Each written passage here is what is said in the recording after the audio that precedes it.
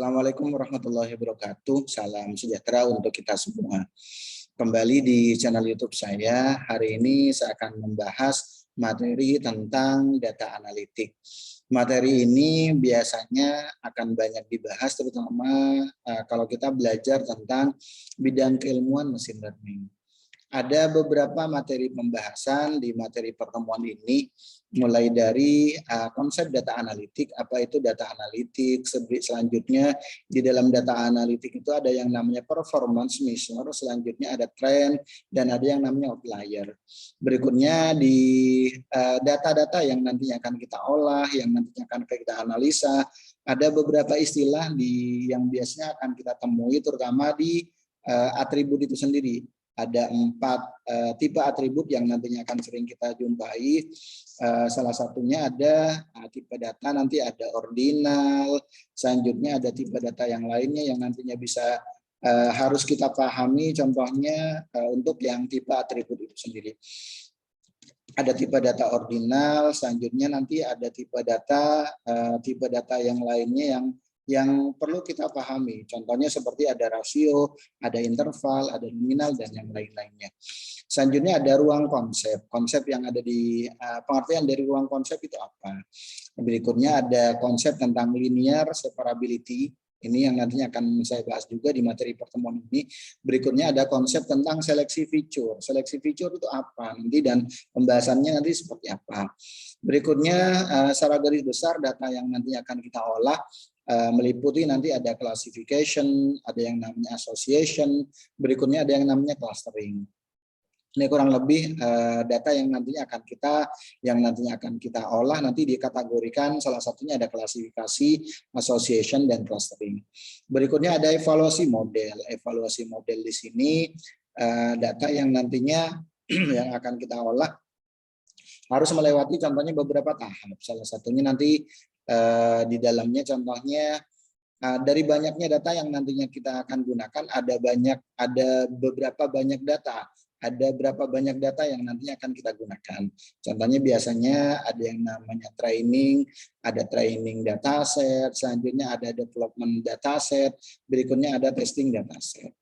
Berikutnya yang terakhir nanti di materi pembahasan di materi ini yang akan saya bahas adalah jenis algoritma secara garis besar yang nantinya akan kita bahas di materi terakhir, di materi pembahasan tentang data analitik.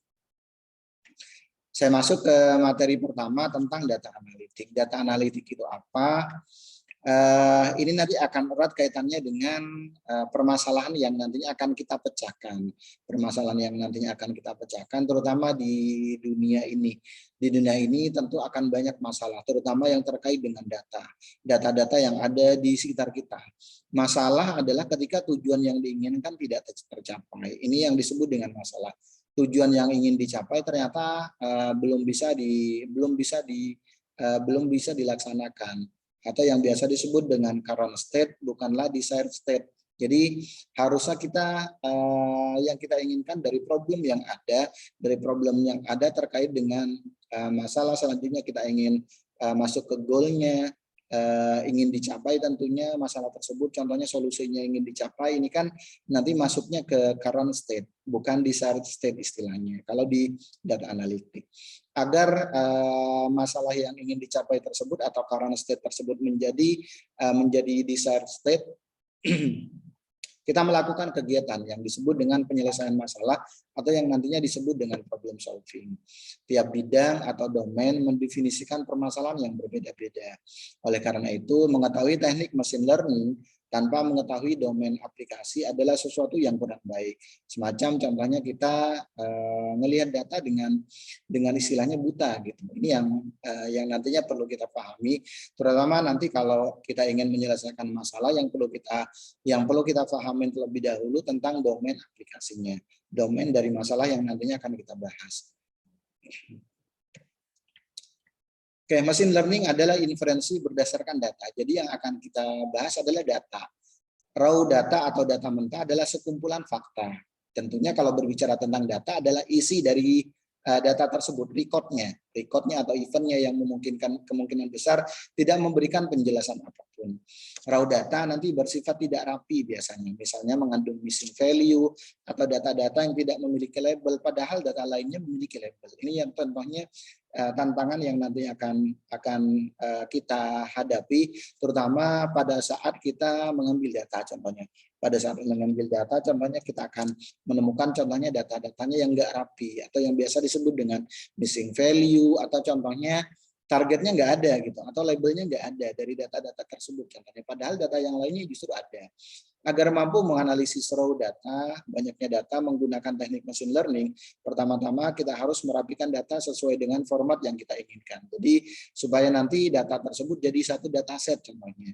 Ini yang tantangan kalau kita akan melakukan yang namanya tahapan yang ada di bidang keilmuan data machine learning itu sendiri. Ini yang harus kita lakukan. Jadi ada istilah data preposition, yang nantinya harus kita lakukan supaya data tersebut bebas dari ambigu, bebas dari missing value dan yang lainnya. Contoh missing value, contohnya seperti yang ada di depan ini contohnya. Contohnya saya punya data dengan nama A contohnya. Nanti pas waktu kita lihat contohnya ternyata dari data-data yang ada, contohnya ada data-data yang justru nggak ada isinya, contohnya nggak ada isinya, atau contohnya data-data tersebut contohnya harusnya isinya contohnya apa, contohnya harusnya isinya ada isinya, ternyata contohnya tanda tanya, muncul tanda tanya seperti ini yang disebut dengan missing value. Oke, ini karena konsep di ER diagram sih sebenarnya. Atau nanti pas waktu nyimpan ke data, pada waktu kalian bikin aplikasi sistem informasi, contohnya nggak divalidasi datanya contohnya. Akibatnya data-data yang tidak kita inginkan contohnya ternyata masih masuk contohnya. Ini yang melatar belakangi kenapa data-data tersebut contohnya muncul yang namanya missing value. Teknik machine learning hanya mampu mengeksplorasi sebagian relasi yang banyak tersebut contohnya. Kemudian kita analisis informasi yang kita dapatkan menjadi pengetahuan yang digunakan untuk memecahkan masalah atau membuat keputusan. Dari data yang sudah oke, contohnya kita eksplorasi contohnya dengan menggunakan kalau di machine learning hanya bisa contohnya melakukan eksplorasi dari banyaknya data yang ada, baru nanti yang akan kita lakukan adalah mencari informasi atau pengetahuan yang ada di data tersebut. Setelah itu kita menganalisis data dan mendapatkan pengetahuan baru. Pengetahuan yang kita temukan dari data pada umumnya nanti akan dipresentasikan. Analoginya contohnya seperti yang ada di depan ini, kita punya data, selanjutnya data tersebut kita rekap sehingga menghasilkan informasi, selanjutnya dianalisa lagi, nanti akan muncul yang namanya pola atau pengetahuan. Selanjutnya nanti akan muncul yang namanya kebijakan yang nantinya akan dilakukan oleh top management.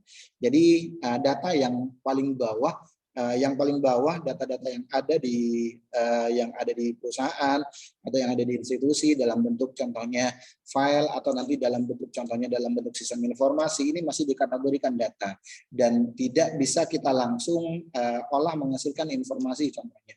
Harus kita rapikan terlebih dahulu, baru nanti kita olah lagi contohnya akan menghasilkan yang namanya pengetahuan. Di dalam pengetahuan tersebut bisa jadi ada yang namanya pola dari suatu data.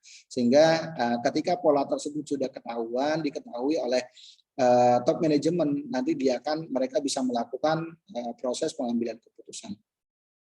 Oke, dari data selanjutnya kita olah menghasilkan informasi, dianalisa akan menghasilkan pengetahuan, sehingga muncul yang namanya kebijakan. Ini contohnya data yang tersebar yang ada di perusahaan. Tidak bisa kita lihat contohnya datanya. Nggak bisa kita lihat apakah ini data A atau data B atau data yang kita butuhkan atau enggak. Selanjutnya kita pilah, sehingga nanti akan muncul yang namanya informasi, sehingga akan terbentuk warnanya. Selanjutnya kita analisa lagi ada hubungan enggak dari data tersebut, akan muncul yang namanya knowledge. Selanjutnya kita analisa lagi akan muncul yang namanya insight atau kebijakan, atau akan muncul yang namanya insight. Selanjutnya nanti akan muncul yang terakhir akan muncul yang namanya kebijakan yang nantinya akan dilakukan oleh top management. Oke, tujuan dari proses analisa data tersebut yang ada di bidang keilmuan machine learning, sebenarnya yang kita inginkan adalah membuat aplikasi yang smart nantinya, smart application dari yang sebelumnya. Contohnya seperti sistem informasi akademik kan sebenarnya jantungnya yang ingin dicari, contohnya sistem prediksi kelulusan mahasiswa, atau contohnya sistem pencatatan pemilu. Sebenarnya yang akan dicari adalah sistem prediksi hasil pemilu. Itu kan sebenarnya jantungnya yang ingin dicari contohnya. Atau contohnya sistem laporan kekayaan pejabat contohnya. Ini kan berarti yang ingin dicari biasanya kalau di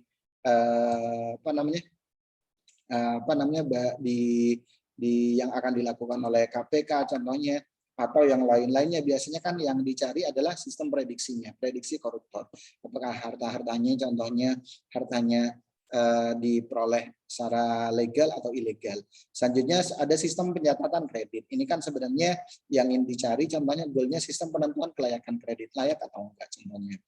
Ada banyak perusahaan yang sudah berhasil mengolah data menjadi pengetahuan. Contohnya seperti Uber, atau contohnya Google, Alibaba, ada Airbnb, ada Gojek, dan yang lain-lainnya. Bahkan mereka nggak punya yang namanya akomodasi, nggak punya yang namanya inventory. Contohnya mereka hanya menyediakan platform saja. Ini salah satunya yang ingin dicari pada prinsipnya. Kalau berbicara tentang data analitik, hal umum yang dipaparkan saat presentasi, contohnya seperti performance measure, selanjutnya ada trend, selanjutnya ada outlier. Ini contohnya yang nantinya harus dilakukan oleh data analis, terutama pada saat mereka melakukan presentasi terhadap data yang sudah mereka olah atau data yang mereka analisa. Yang pertama performance measure itu maksudnya apa? Seberapa bagus model, seberapa akurat model atau metode yang dibuat atau diajukan. Nanti akan dibandingkan dengan menggunakan teknik yang sudah ada. Performance measure di sini biasa disajikan dalam bentuk tabel contohnya. Gampangnya kayak gini nih contohnya. Saya pengen melakukan klasifikasi contohnya, klasifikasi terhadap beberapa metode A, metode B, dan metode C. Nanti yang akan kita lakukan adalah melihat hasilnya, akurasinya berapa persen, ROC-nya berapa contohnya. Yang akan kita gunakan adalah hasil yang terbaik dari beberapa teknik yang baik yang ada di algoritma tersebut. Begitu pula pada waktu kita akan melakukan penelitian contohnya. Selanjutnya tren, bagaimana pola-pola umum yang ada di data sesuai dengan tujuan analisis.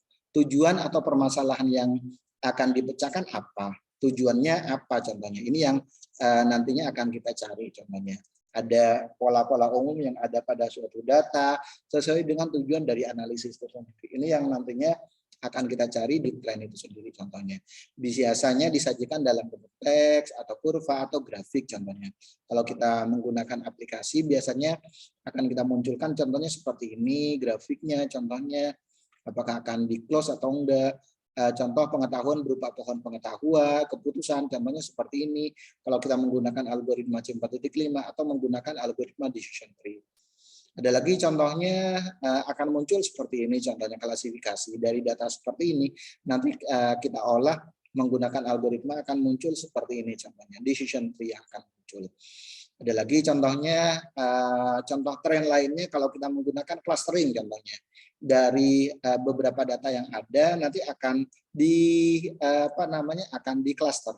Dengan di cluster contohnya seperti yang ada di depan, grafik menunjukkan bahwa konsumsi minyak contohnya memiliki korelasi positif dengan rata-rata usia. Meskipun ada beberapa anomali contohnya, ada beberapa orang yang rata-rata usia tinggi, tapi kebutuhan minyaknya rendah, warna biru muda contohnya di kolom kiri bagian atas. Ini nih. Selanjutnya ada beberapa orang yang rata-rata usia rendah, tapi kebutuhan minyaknya tinggi, warna merah di kolom kanan bagian bawah. Ini contohnya untuk penggunaan minyak dari yang dilakukan oleh masyarakat. Jadi nanti akan muncul datanya contohnya seperti ini. Nanti bisa kita cluster. Oke, akan muncul grafik seperti ini, akan muncul contohnya grafik seperti ini. Berikut warnanya. Kita bisa kita bisa mengcluster. Ini contohnya masuk ke cluster A, cluster B, atau nanti cluster C, atau nanti cluster D contohnya. Dari data yang kita olah sehingga akan muncul seperti ini. Ini yang kita cari sebenarnya. Oke, contoh lain pengetahuan berupa klaster nanti akan jadi seperti ini, ada klaster 0, klaster 1, dan klaster 2. Berarti ada 3 klaster. Clustering jenis pelanggan contohnya. Nanti yang kita cari contohnya seperti ini contohnya, tergantung dari masalah yang kita akan pecahkan.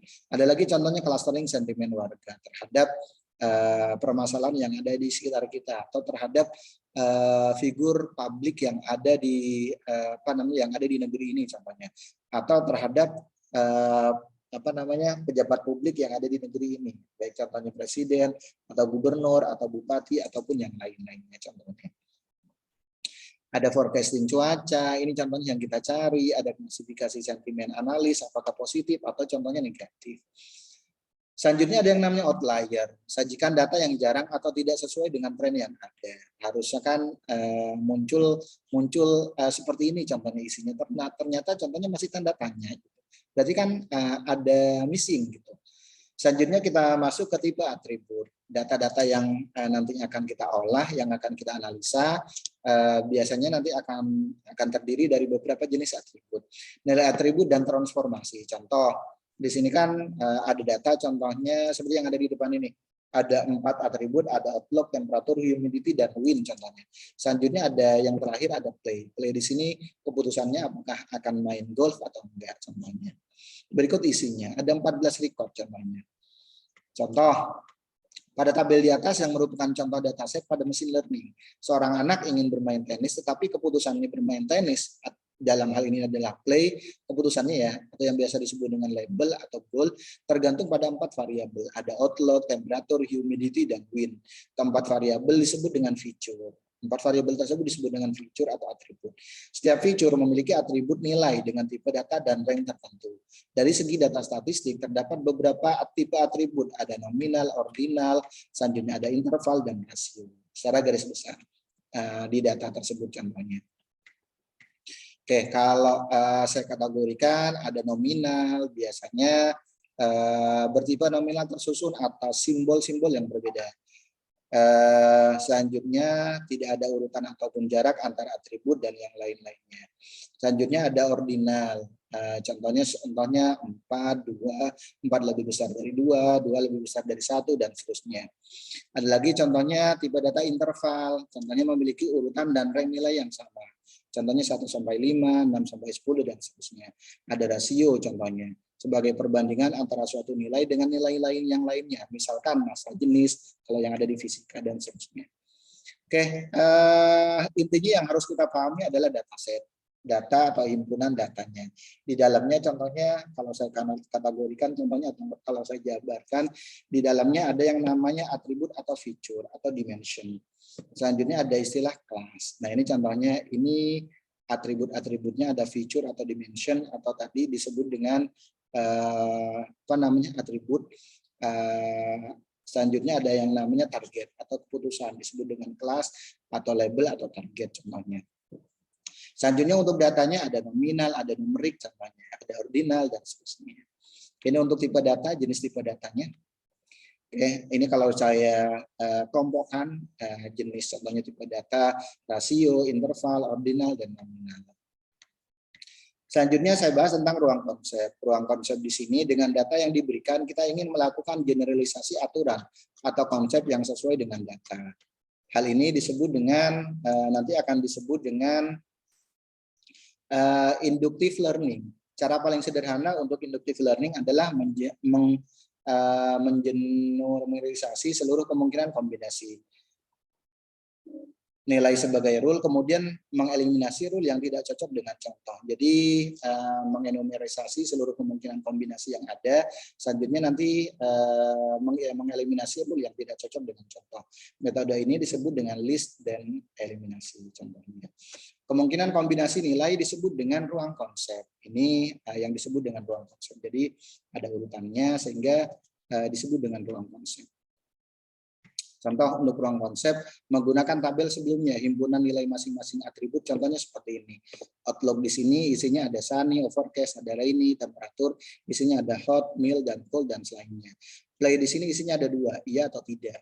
Sehingga terdapat contohnya kita bisa lihat contohnya untuk yang ruang konsepnya nanti terdapat isinya contohnya ada 3, ini 3, sunny, overcast, rainy, selanjutnya 3, ini 2, kali 2, kali 2. Selanjutnya nanti hasilnya adalah 72 kemungkinan kombinasi. Selain inductive learning, kita juga dapat melakukan deductive learning, yaitu melakukan inferensi dari hal general menjadi yang lebih spesifik lagi nantinya. Di dalamnya ada yang namanya linear separability, data pada tabel tersebut kita sebut dengan linear separability. Contohnya seperti ini nih, kalau height humidity-nya high, windy-nya high, nanti kelasnya yes. Kalau normal, humidity-nya normal, wind-nya normal, nanti no. Maksudnya sederhananya, untuk satu nilai tertentu, feature hanya berkorespondensi dengan kelas-kelas tertentu. Satu humidity sama dengan high, maka swim sama dengan yes contohnya. Oke, ini contohnya. Selanjutnya ada secara geometris, bila kita proyeksikan feature vektor ke suatu ruang dimensi, memisahkan kelas satu dan kelas lainnya dapat diperoleh dengan cara menciptakan garis linear. Linear line secara lebih umum menggunakan hyperplane. Hidup kita tentu akan mudah apabila seluruh data bersifat linearly separable. Sayangnya kebanyakan data yang bersifat non-linearly separable. Ini yang sering kita temukan di data itu. Contoh seperti ini, untuk yang linearly separable. Perbedaannya yang linear dan kasarnya yang non-linear. Untuk memudahkan proses pada data non-linear, pertama-tama kita mentransformasikan data menjadi linear separable. Ini contohnya untuk yang linear separable, berarti kan data-datanya sudah misah gitu. Kalau yang non-linear seperti ini, kita dapat menggunakan teknik transformasi data menggunakan kernel function seperti radial basis function contohnya. Pada umumnya kernel function di sini mentransformasikan data menjadi lebih tinggi, semacam menambah feature nantinya. Cara lain adalah memisahkan data menggunakan model non-linear, seperti contohnya artificial neural network ataupun yang lain-lainnya. Hal ini penting dipahami karena data yang bersifat linearly separable mudah dipisahkan satu sama lainnya, sehingga mudah untuk melakukan classification atau nanti clustering. Tujuannya seperti itu. Selanjutnya ada yang namanya seleksi feature. Tujuannya menyederhanakan fitur-fitur yang digunakan. Misalkan dengan memilih subset fitur awal, atas dasar beberapa alasan, contohnya menyederhanakan data agar lebih mudah dianalisis. Mengurangi waktu training, mengurangi kompleksitas, menghindari curse of dimensionality. Selanjutnya menghapus fitur yang tidak informatif, contohnya meningkatkan generalisasi dengan mengurangi overfitting. Ini tujuan dari seleksi fitur. Selanjutnya ada klasifikasi, asosiasi, dan clustering. Mencari kelas yang berkorespondensi terhadap suatu input. Inilah yang disebut dengan klasifikasi. Selanjutnya mencari hubungan antara satu atribut dan atribut lainnya. Ini disebut dengan asosiasi. Ada hubungan nggak? Selanjutnya mengelompokkan data dengan sifat yang mirip disebut dengan clustering. Oke, contohnya profiling prediksi dan profiling dan prediksi koruptor, contohnya aktivitasnya yang tentunya kita harus cari aktivitas penindakan atau nanti pencegahan. Oke, pengetahuan contohnya nanti prediksi dan clustering calon tersangka koruptor, atau bisa asosiasi atribut tersangka koruptor, atau prediksi pencucian uang. Nanti kita bisa alokasikan ke yang mana, apakah nanti ke prediksi atau asosiasi atau nanti ke estimasi contohnya atau ke clustering. Ini contohnya pola profil tersangka koruptor dari data yang ada nanti akan muncul seperti tadi, profiling dan deteksi kasus TKI contohnya. Selanjutnya ada lagi klasterisasi tingkat kemiskinan yang nantinya bisa dijadikan sebagai acuan untuk mengentaskan kemiskinan yang ada di daerah tersebut. Contohnya ada pola aturan asosiasi dari transaksi, contohnya seperti ini. Nanti setelah kita analisis, contohnya akan jadi seperti ini contohnya. Sehingga muncul yang namanya association rule. Pola aturan asosiasi contohnya di Amazon kita klik contohnya satu file ini, satu data ini, nanti akan muncul di bawahnya contohnya data yang sering dibeli secara bersamaan. Contohnya asosiasi. Klasifikasi data hanya ada dua kelas yang biasa disebut dengan binary classification. Apabila kelas klasifikasi lebih dari dua disebut dengan multi class, atau yang biasa disebut dengan multi-level classification. Bedakan antara multi-class classification dan hierarchical classification. Pada multi atau hierarchy classification, pertama-tama kita melakukan klasifikasi untuk suatu kelas yang generik biasanya yang umum. Kemudian melanjutkan mengklasifikasi data ke kelas yang lebih spesifik lagi nanti. Itu yang bisa kita lakukan. Oke, untuk yang multi klasifikasi hanya proses klasifikasi ke dalam banyak kelas tanpa tinjauan hierarki. Klasifikasi yang telah disebutkan sebelumnya disebut dengan hard classification. Artinya apabila data diklasifikasikan ke kelas tertentu, maka tidak mungkin data berada di kelas lainnya, ya atau tidak contohnya. Selain hard classification, ada juga yang nantinya disebut dengan soft classification, yaitu mengklasifikasikan data ke kelas-kelas tertentu berdasarkan probabilitas namanya. Nanti masuknya ke fuzzy kalau yang seperti ini. Berikutnya evaluasi model. Ada beberapa hal yang perlu diketahui tentang proses evaluasi pembelajaran yang ada di machine learning. Ada data splitting, ada overfitting, dan yang terakhir ada cross validation. Data splitting itu apa? Umumnya kita memiliki training, validation, development, dan testing data biasanya. Mesin dilatih menggunakan training data. Saat proses training, performance measure diukur berdasarkan kemampuan mengenali atau mengeneralisasi validation data. Training, validation, dan testing data tersusun oleh data yang independen satu sama lainnya untuk memastikan model yang dihasilkan memiliki generalisasi yang cukup baik. Oke, overfitting adalah keadaan ketika model memiliki kinerja yang baik hanya untuk training dataset, tetapi tidak memiliki kinerja baik untuk ANSYS example contohnya. Underfitting adalah keadaan ketika model memiliki kinerja buruk, baik untuk training data ataupun ANSYS example.